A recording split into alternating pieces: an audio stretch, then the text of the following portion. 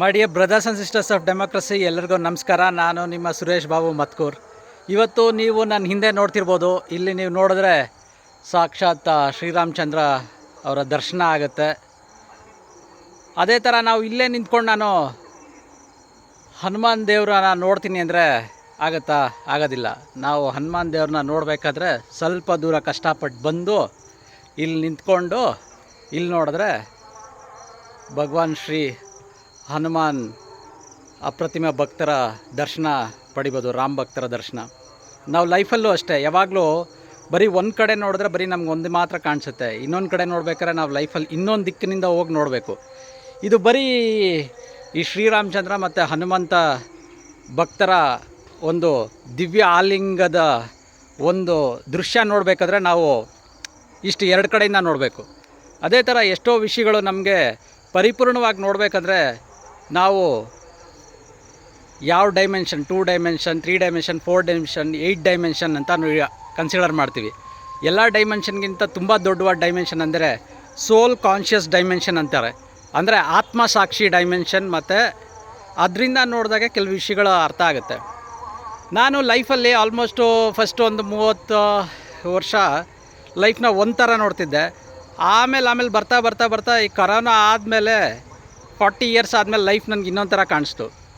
ನಾನು ಇಂಜಿನಿಯರಿಂಗ್ ಮುಗಿದ ಮೇಲೆ ಸ್ವಲ್ಪ ದಿನ ಕನ್ನಡ ಮೀಡಿಯಮ್ ಸ್ಕೂಲ್ಗಳಿಗೆ ನಾನು ಬೆಲ್ಲಲ್ಲಿ ವರ್ಕ್ ಮಾಡ್ತಿದ್ದೆ, ಭಾರತ್ ಎಲೆಕ್ಟ್ರಾನಿಕ್ಸಲ್ಲಿ. ಅಲ್ಲಿ ವರ್ಕ್ ಮಾಡಬೇಕಾದ್ರೆ ನನಗನ್ನಿಸ್ತಾ ಇತ್ತು, ಹಳ್ಳಿಯಲ್ಲಿ ನಾನು ಬಂದೆ, ನನಗೆ ಇಂಜಿನಿಯರಿಂಗ್ ಮಾಡಬೇಕಾದ್ರೆ ಎಷ್ಟೊಂದು ಗೈಡೆನ್ಸ್ ಬೇಕಾಗಿತ್ತು. ಆವಾಗ ಸ್ವಲ್ಪ ಸಿಗ್ತಾ ಇರಲಿಲ್ಲ. ಅದೇ ಥರ ನಾನು ಹಿಂಗಿದ್ರು ಇಂಜಿನಿಯರಿಂಗ್ ಮಾಡಿದ್ದೀನಿ. ನಾವು ಸುತ್ತಮುತ್ತ ಹಳ್ಳಿಗಳಿಗೆ ಹೋಗ್ಬಿಟ್ಟು ಈ ಗೌರ್ಮೆಂಟ್ ಸ್ಕೂಲು, ಪ್ರೈವೇಟ್ ಸ್ಕೂಲ್ಗೆಲ್ಲ ಹೋಗ್ಬಿಟ್ಟು ಯಾವ ಥರ ಓದಿದ್ರೆ ಎಷ್ಟು ಈಸಿ ಆಗುತ್ತೆ ಅಂತೇಳಿ ಪರ್ಸ್ನಾಲಿಟಿ ಡೆವಲಪ್ಮೆಂಟ್ ಕ್ಲಾಸಸ್ ತೊಗೊಳ್ಳೋಕ್ಕೆ ಗೌರ್ಮೆಂಟ್ ಸ್ಕೂಲು, ಕನ್ನಡ ಮೀಡಿಯಮ್ ಎರಡಕ್ಕೂ ಗೌರ್ಮೆಂಟ್ ಸ್ಕೂಲು ಮತ್ತು ಇಂಗ್ಲೀಷ್ ಮೀಡಿಯಮ್ 2 ಸ್ಕೂಲ್ಗೂ ಹೋಗ್ತಾಯಿದ್ದೆ. ಒಂದು 5-6 ತಿಂಗಳು ಹೋಗ್ತಾಯಿದ್ದೆ. ಆಮೇಲೆ ನಾನು ಹೋಗ್ತಾ ನನಗೆ ಒಂದು ಅರ್ಥ ಆಗೋಕ್ಕೆ ಸ್ಟಾರ್ಟ್ ಆಯಿತು. ನಾನು ನಮ್ಮೂರಿಗೆ ಹೋಗ್ಬೇಕಾದ್ರೆ ನಮ್ಮೂರು ಸ್ಕೂಲಲ್ಲಿ ನಾವು ಊರಿಂದ ಕೆಲವೇ ಜನ, ಒಂದು 5-6 ಜನ ಪಕ್ಕದೂರ್ಗೆ ಹೋಗ್ಬಿಟ್ಟು ಗಾಡೀಲಿ ಇಂಗ್ಲೀಷ್ ಮೀಡಿಯಮ್ಗೆ ಹೋಗ್ತಾಯಿದ್ವಿ. ಒಂದು 6 ಕಿಲೋಮೀಟ್ರು ಗಾಡೀಲಿ ಹೋಗ್ತಿದ್ವಿ. ಅದು ಮಿಕ್ಕಿದವರೆಲ್ಲ ನಮ್ಮ ಫ್ರೆಂಡ್ಸ್ ಎಲ್ಲರೂ ಊರಲ್ಲಿರೋರು, ಮತ್ಕೂರಲ್ಲಿರೋರು ತುಂಬ ಜನ, ಆಲ್ಮೋಸ್ಟ್ 200 ಜನ ಗೌರ್ಮೆಂಟ್ ಸ್ಕೂಲ್ಗೆ ಹೋಗ್ತಿದ್ರು. ನಮ್ಮೂರಲ್ಲೇ ಇತ್ತು, ಮತ್ಕೂರಲ್ಲೇ ಗೌರ್ಮೆಂಟ್ ಸ್ಕೂಲು. ನನಗೆ ಅವಾಗ ಅನಿಸ್ತಾ ಇತ್ತು, ಯಾಕೆ ನಾವು ಮಾತ್ರ ಒಂದು 5-6 ಜನ ಇಂಗ್ಲೀಷ್ ಮೀಡಿಯಮ್ ನಮ್ಮಪ್ಪ ಅಷ್ಟು ದೂರ ಕಳಿಸ್ತಾ ಇದ್ದಾರೆ, ಇನ್ನು ಮಿಕ್ಕಿದವರೆಲ್ಲ ಯಾಕೆ ಇಲ್ಲೇ ಗೌರ್ಮೆಂಟ್ ಸ್ಕೂಲ್ಗೆ ಹೋಗ್ತಾ ಇದ್ದಾರೆ? ಅದು ತುಂಬ ಕ್ವಶನ್ ಇತ್ತು. ಯಾಕೆ ನಾವು ಒಂದು ದೇಶ ನಮ್ಗೆ ಸ್ವತಂತ್ರ ಬಂದಿದೆ, ಈ ಸ್ವತಂತ್ರ ಬಂದು ಯಾಕೆ 2 ಥರ ಎಜುಕೇಷನ್ ಸಿಸ್ಟಮು, ಒಬ್ರಿಗೆ ಯಾಕೆ ಇಂಗ್ಲೀಷ್ ಮೀಡಿಯಮು, ಒಬ್ರಿಗೆ ಯಾಕೆ ಕನ್ನಡ ಮೀಡಿಯಮು? ಈ ತುಂಬ ವರ್ಷಗಳು ನನಗೆ ಹಂಗೆ ಕೊರಿತಾನೆ ಇತ್ತು. ಆದರೆ ಅದಕ್ಕೆ ಉತ್ತರ ಸಿಕ್ಕಿರಲಿಲ್ಲ. ರೀಸೆಂಟಾಗಿ ಆವಾಗ ನಾನು ಯಾವಾಗ 2 ಸ್ಕೂಲ್ಗಳಿಗೆ ಹೋಗಿದ್ರೆ ಆವಾಗ ನಂಗೆ ತುಂಬ ಡಿಫ್ರೆನ್ಸ್ ಗೊತ್ತಾಯಿತು. ಕನ್ನಡ ಮೀಡಿಯಮ್ಗೂ ಇಂಗ್ಲೀಷ್ ಮೀಡಿಯಮ್ಗೆ ಎಷ್ಟು ಡಿಫ್ರೆನ್ಸ್ ಇದೆ ಅಂತ. ಅದನ್ನು ನಾನು ಎಲ್ಲ ಥರದೂ ಯೋಚನೆ ಮಾಡಿದೆ.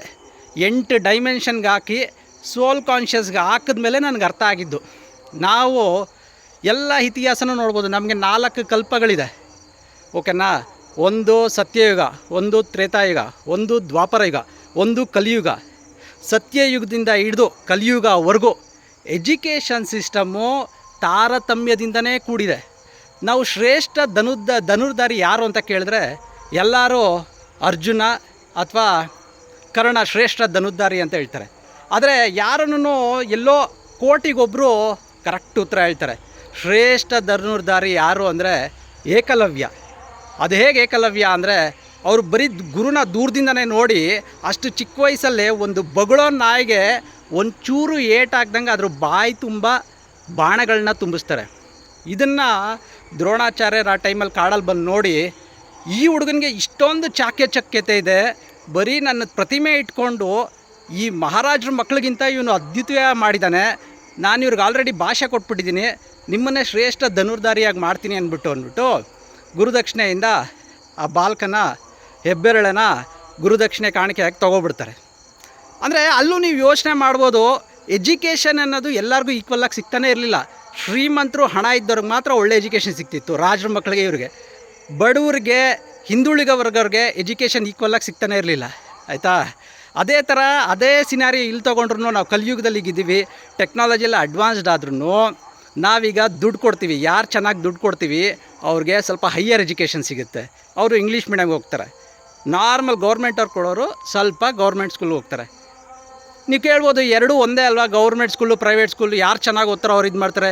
ವಿಶ್ವೇಶ್ವರಯ್ಯ ಅವ್ರು ಗೌರ್ಮೆಂಟ್ ಸ್ಕೂಲಲ್ಲಿ ಓದಿದ್ದು, ಆಮೇಲೆ ಅವ್ರು ದೊಡ್ಡ ಇಂಜಿನಿಯರ್ ಆದರು. ಅಬ್ದುಲ್ ಕಲಾಂ ಅವ್ರು ಗೌರ್ಮೆಂಟ್ ಸ್ಕೂಲಲ್ಲಿ ಹೋದ್ರು, ದೊಡ್ಡ ಇಂಜಿನಿಯರ್ ಆಗ್ಬೋದು. ಹೌದು, ಎಲ್ಲ ಸರಿ. ಆದರೆ ಅಟ್ ಪ್ರೆಸೆಂಟು ನೀವು ಒಂದು ಆ್ಯಾವ್ರೇಜ್ ತೊಗೊಂಡ್ರೆ 100 ಜನ ಇಂಜಿನಿಯರ್ಸ್ ಇದ್ದರೆ ಅದರಲ್ಲಿ 93 ಜನ ಇಂಗ್ಲೀಷ್ ಮೀಡಿಯಮವ್ರು ಇರ್ತಾರೆ. 100 ಜನ ಡಾಕ್ಟರ್ಸ್ ಇದ್ದರೆ 96 ಜನ ಇಂಗ್ಲೀಷ್ ಮೀಡಿಯಮಿಂದ ಬಂದಿರೋ ಡಾಕ್ಟರ್ಸ್ ಇರ್ತಾರೆ. ಈಗ ಗ್ಲೋಬಲಿ ಡ್ರಿವನ್ ಎಲ್ಲ ಟಾಪ್ IT ಸೆಕ್ಟ್ರ್ಗಳಲ್ಲಿ top most CEO English medium, ಬರೀ ಇಂಗ್ಲೀಷ್ ಮೀಡಿಯಮ್ ಅಲ್ಲ, ICSE, CBSE, ಇಂಟರ್ನ್ಯಾಷನಲ್ IGST ಸಿಲೆಬಸ್ಸಿಂದ ಓದಿರೋರು IT ಅವರೇ ಫಿಲ್ ಆಗಿರ್ತಾರೆ. ಆದ್ದರಿಂದ ನನಗೆ ಇದೆಲ್ಲ ವಿಷಯನೂ ಕೊರಿತಾನೆ ಐತಿ. ಯಾಕೆ ಇಷ್ಟೊಂದು ಡಿಫ್ರೆನ್ಸ್ ಇದೆ? ಮೊನ್ನೆ ನನಗೆ ಇನ್ನೊಂದು ಅರಿವಾಯಿತು. ಈ ಕುಂಭಮೇಳ ಆಯ್ತಲ್ಲ, ನಮಗೆ ಕುಂಭಮೇಳದಲ್ಲಿ ಪಾಪ ಎಷ್ಟೋ ಜನ ಭಕ್ತರು ಮುಂಚೆನೇ ಹೋಗ್ಬಿಟ್ಟು ನಡ್ಕೊಂಡು ಹೋಗಿ ಅಲ್ಲಿ ಕೂತಿರ್ತಾರೆ, ಆಯ್ತಾ, ಸುಧಾರಿಸ್ಕೊತಾ ಇರ್ತಾರೆ. ಹಿಂದೆಯಿಂದ ಬಂದವರು ಅವ್ರನ್ನ ಜೋರಾಗಿ ನಿರ್ದಾಕ್ಷಿಣ್ಯವಾಗಿ ನೋಡಿದೆ ನದಿ ಸ್ನಾನ ಮಾಡೋವಂಥ ಉತ್ಸಾಹದಲ್ಲಿ ಅವ್ರನ್ನೆಲ್ಲ ತುಳ್ಕೊಂಡು ಹೊಟ್ಟೋಗ್ತಾರೆ. ತುಳ್ಕೊಂಡು ಅಲ್ಲಿ ಸಾವು ನೋವು ಸಂಭರಿಸುತ್ತೆ, ಸ್ಟಾಂಪೀಡ್ ಆಗುತ್ತೆ, ಕಾಲು ತುಳಿತ ಆಗಿ ಇವ್ರು ಹೋಗ್ಬಿಟ್ಟು ಅಲ್ಲಿ ಸ್ನಾನ ಮಾಡ್ಕೊಂಡು ಮಿಗ್ದವ್ರು ಹೋಗ್ತಾರೆ. ಅದೇ ಥರ ನಾವು ಈ 2 ಕಣ್ಣನ್ನು ಸ್ವಲ್ಪ ಮುಚ್ಚಿಬಿಟ್ಟು ಆತ್ಮದಿಂದ ನೋಡಿದ್ರೆ ನಾವೆಲ್ಲ ಇಂಗ್ಲೀಷ್ ಮೀಡಿಯಮಲ್ಲಿ ಓದೋರು ಒಂಥರ ಇಂಡೈರೆಕ್ಟಾಗಿ ನಾವು ಕನ್ನಡ ಮೀಡಿಯಮಲ್ಲಿ ಓದೋರನ್ನ ತುಳ್ಕೊಂಡು ಅವ್ರ ಭವಿಷ್ಯನ ಕಂಪ್ರೆಸ್ ಮಾಡಿ ಅವ್ರ ಭವಿಷ್ಯದ ಮೇಲೆ ನಮ್ಮ ಭವಿಷ್ಯಗಳನ್ನ ಕಟ್ಕೋತಾ ಇದ್ದೀವಿ. ನಮ್ಮ ದೇಶದಲ್ಲಿ ಹೇಳ್ತಾರೆ, ನಮಗೆ ಗೊತ್ತೇ ಇಲ್ಲ, ಯಾಕಂದರೆ ನಾವು ಎಷ್ಟೋ ವರ್ಷಗಳಿಂದ ಗೊತ್ತೇ ಇಲ್ಲ, ಯಾಕಂದರೆ ನಾವು ಆ ಸಿಸ್ಟಮ್ನ ಯೋಚನೆ ಮಾಡೋಕ್ಕೆ ಆಗಲ್ಲ, ನಮ್ಮಿಂದ ಈ ಥರ ಅನ್ಯಾಯ ಆಗಿದ್ದೆ ಅಂತ. ಈ ಥರ ಅನ್ಯಾಯ ಇನ್ನೂ ಆಗ್ತಾನೇ ಇದೆ ನಮ್ಮ ದೇಶದಲ್ಲಿ. 1 ನೇಷನ್ 1 ಎಲೆಕ್ಷನ್ ಅಂತ ಬಾಯಿ ಬಡ್ಕೋತಾರೆ, ಒಂದು ದೇಶ 1 ಎಲೆಕ್ಷನ್ ಆಗಬೇಕು ಅಂತ. ಆದರೆ ಯಾರನ್ನು 1 ನೇಷನ್ 1 ಎಜುಕೇಷನ್ ಸಿಸ್ಟಮ್ ಆಗಬೇಕು, ಪ್ರತಿಯೊಬ್ಬರಿಗೂ ಈಕ್ವಲ್ ಎಜುಕೇಷನ್ ಸಿಸ್ಟಮ್ ಸಿಗಬೇಕು ಅಂತ ಯಾರು ಕೇಳ್ತಾನೂ ಇಲ್ಲ, ಡಿಮ್ಯಾಂಡು ಮಾಡ್ತಾಯಿಲ್ಲ. ಇದು ಯಾವಾಗ ಜನರಿಗೆ ಅವ್ರು ಇದರಿಂದ ಅರ್ಥ ಆಗುತ್ತೋ ಈ ತಪ್ಪು, ಇದೊಂದು ಇಂಜಸ್ಟಿಸ್ ಆಗುತ್ತೆ ಅಂತಲೇ ಯಾರಿಗೂ ಗೊತ್ತಿಲ್ಲ.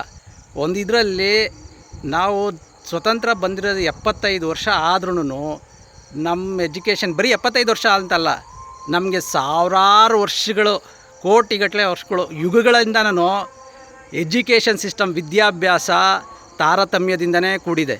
ಎಲ್ಲಿವರೆಗೂ ನಮಗೆ ಪ್ರತಿ ಭಾರತೀಯನೂ ಸೇಮ್ ಎಜುಕೇಷನ್ನು 1ನೇ ಕ್ಲಾಸ್ ಮಗುವಿಂದ ಹಿಡಿದು ಅವ್ನು 10ನೇ ಕ್ಲಾಸ್ ಡಿಗ್ರಿ ಆಗೋವರೆಗೂ ಪ್ರತಿಯೊಬ್ಬರಿಗೂ ಸೇಮ್ ಅವಕಾಶ ಸಿಗಬೇಕು. ಎಲ್ಲರೂ ಸೇಮ್ ಸ್ಟಾರ್ಟಿಂಗ್ ಲೈನ್ 0ಇಂದನೇ ಸ್ಟಾರ್ಟ್ ಮಾಡಬೇಕು 100 ಮೀಟರ್ಸ್ ಓಡೋಕ್ಕೆ. ಈಗ ಒಂದು 200 ಮೀಟರ್ಸ್ ಸರ್ಕಲ್ ಇದೆ ಅಂದ್ಕೊಳ್ಳಿ, 100 ಮೀಟರ್ಸೇ ಗ್ರೌಂಡ್ ಇರೋದು, 2 ಸರ್ಕಲ್ ಹೋದರೆ 200 ಮೀಟರ್ಸು. ಎಲ್ಲರೂ ಒಟ್ಟಿಗೆ ಓಡ್ತಾರೆ, ಕನ್ನಡ ಮೀಡಿಯಮು ಇಂಗ್ಲೀಷ್ ಮೀಡಿಯಮವರು. ಈ ಇಂಗ್ಲೀಷ್ ಮೀಡಿಯಮವ್ರಿಗೆ ಎಕ್ಸ್ಟ್ರಾ ಬೂಸ್ಟ್ ಕೊಡ್ತಾರೆ, ಬೂಸ್ಟರ್ ಡೋಸು. ಅವರು ಸ್ವಲ್ಪ ಬೇಗ ಹೋಗ್ಬಿಟ್ಟು ಇನ್ನು ಕನ್ನಡ ಮೀಡಿಯಮಲ್ಲಿ ಹೋಗ್ತಾ ಇರ್ತಾರಲ್ಲ, ಈ 2ನೇ ರೌಂಡಲ್ಲಿ ಬಂದುಬಿಟ್ಟು ಅವ್ರನ್ನೆಲ್ಲ ಓವರ್ಟೇಕ್ ಮಾಡಿ ಸ್ಟಾಂಪಿಡ್ ಮಾಡಿ ಮುಂದೆ ಹೊರಟೋಗ್ತಾರೆ. ಇದು ಗ್ಲೋಬಲ್ ಡೇಟಾ ತೆಗೆದು ನೋಡಿದ್ರೆ ನಮಗೆ ಗೊತ್ತಾಗುತ್ತೆ, ಇಂಗ್ಲೀಷ್ ಮೀಡಿಯಮ್ ಸ್ಟೂಡೆಂಟ್ಸೇನೆ ಮ್ಯಾಕ್ಸಿಮಮ್ ವೈಟ್ ಕಾಲರ್ ಜಾಬ್ಸು ಎಲ್ಲದರಲ್ಲೂ ಟಾಪ್ ಪ್ರಯಾರಿಟಿಲಿ 90% ಇದ್ದಾರೆ. ಇದರಿಂದನೇ ಅರ್ಥ ಆಗುತ್ತೆ ಎಜುಕೇಷನ್ ಸಿಸ್ಟಮಲ್ಲಿ ನಾವು ಎಷ್ಟು ತಾರತಮ್ಯವಾಗಿದ್ದೀವಿ ಅಂತ.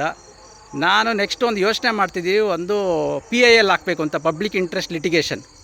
ನಾವು ಇಂಗ್ಲೀಷ್ ಮೀಡಿಯಮವರು, ನನಗೀಗ ಅರ್ಥ ಆಗಿದೆ, ನಾವು ಕನ್ನಡ ಮೀಡಿಯಮವ್ರನ್ನ ಸಪ್ರೆಸ್ ಮಾಡಿ ಅವ್ರನ್ನ ಕಾಲು ತುಳಿತ ಮಾಡಿ ನಾವು ದೊಡ್ಡ ದೊಡ್ಡ ಹುದ್ದೆಗಳು, ನಾನು ಜರ್ಮನಿಗೆ ಹೋಗಿದ್ದೀನಿ 2008 ಸುಮಾರಲ್ಲಿ, ಮತ್ತು US ಹೋಗಿದ್ದೀನಿ, ಮತ್ತು ದೊಡ್ಡ ಸಾಫ್ಟ್ವೇರ್ ಇಂಜಿನಿಯರ್ ಆಗಿದೆ, ಆಲ್ಮೋಸ್ಟ್ 1 ಲಕ್ಷ ಸಂಬಳ ಬರ್ತಿತ್ತು. ರೀಸೆಂಟಾಗಿ 1 ವರ್ಷ ಇಂತೆ ಕೆಲಸ ಬಿಟ್ಬಿಟ್ಟು ಏನೋ ಡಿಫ್ರೆಂಟಾಗಿ ಮಾಡಬೇಕು ಅಂತ ಹೊರಟೆ. ಆ ಮಧ್ಯದಲ್ಲಿ ತುಂಬ ರಿಸರ್ಚ್ಗಳು ಮಾಡ್ತಾ ಬಂದೆ. ತುಂಬ ರಿಸರ್ಚ್ ಮಾಡೋದ್ರಲ್ಲಿ ನಾನು 2006 ಎಜುಕೇಷನ್ ರ್ಯಾಲಿ ಮಾಡಿದ್ದೆ ವಿಧಾನಸೌಧ ಮುಂದೆ. ಅದರ ಎಜುಕೇಷನ್ ರ್ಯಾಲಿ ಯಾರಿಗೂ ಅರ್ಥ ಆಗಿಲ್ಲ. ನಾನು ಕೇಳಿದ್ದು ಇಡೀ ಇಂಡಿಯಾದವ್ರಿಗೆ ಪ್ರತಿ ಮಕ್ಳಿಗೂ ಸೇಮ್ ಎಜುಕೇಷನ್ ಕ್ವಾಲಿಟಿ ಸಿಗಬೇಕು ಅಂತ. ಅದು ಸಾಧಿಸೋಕ್ಕಾಗಲೇ ಇಲ್ಲ. ಇವಾಗ ನನಗೊಂದು ಒಳ್ಳೆ ಅಸ್ತ್ರ ಸಿಕ್ಕಿದೆ, ಒಂದು PIL ಹಾಕಿ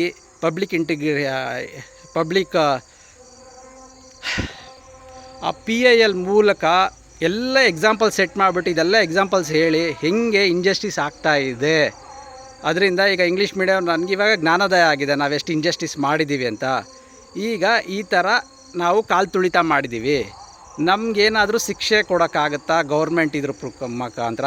ಅಥವಾ ನನಗೆ ಶಿಕ್ಷೆ ಕೊಡೋಕ್ಕಾಗಿಲ್ಲ ಅಂದರೆ ಅಟ್ಲೀಸ್ಟು ನೆಕ್ಸ್ಟು ಬರೋ ಎಜುಕೇಷನ್ ಮಾಡ್ತಿರೋ ಮಕ್ಕಳಿಗೆ ಎಲ್ಲರಿಗೂ ಈಕ್ವಲ್ ಎಜುಕೇಷನ್ನು ಕೊಡೋಕ್ಕಾಗತ್ತಾ? ಮುಂದೇನಾದರೂ ಇನ್ನೊಂದು 100 ವರ್ಷ ಆದಮೇಲಾದ್ರೂ ಸರಿಯಾದ ಎಜುಕೇಷನ್ ಸಿಗುತ್ತಾ?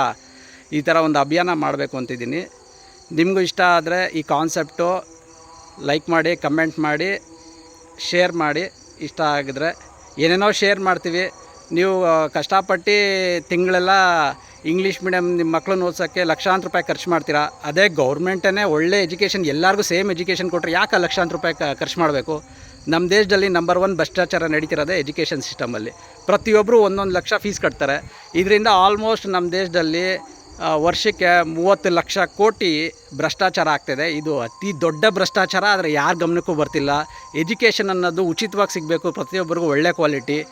ಅದು ಸಿಗಂಗಾದರೆ ಒಂದು ದೊಡ್ಡ ಭ್ರಷ್ಟಾಚಾರನ ನಾವು ನಿರ್ಮೂಲನೆ ಮಾಡ್ದಂಗೆ ಆಗುತ್ತೆ, ಒಂದು ಮಾನವೀಯ ಮೌಲ್ಯಗಳನ್ನ ಸ್ಥಾಪನೆ ಮಾಡ್ದಂಗೆ ಆಗುತ್ತೆ. ಜೈ ಹಿಂದ್.